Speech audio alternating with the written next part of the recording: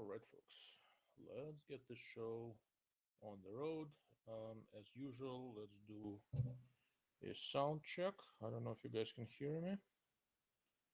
Sound. Can you hear me?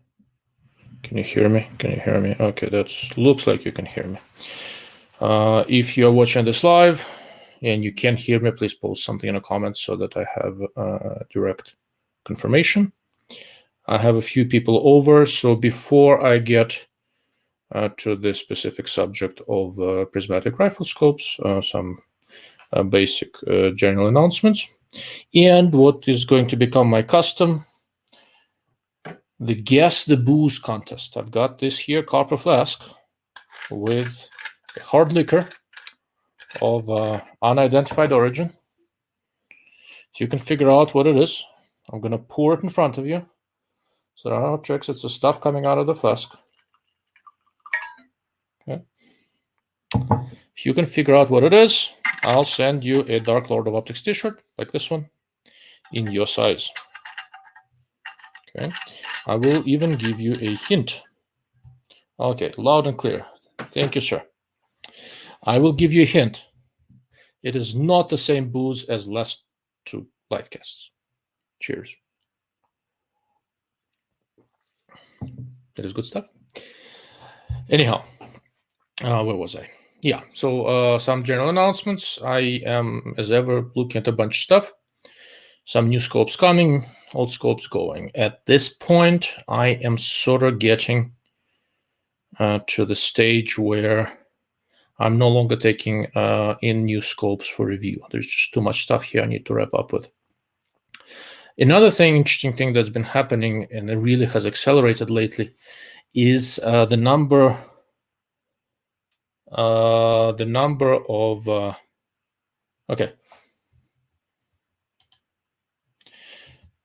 No copper toxicity, not in this one, because I said screw it and finally properly cleaned the flask. I've had it for a little while.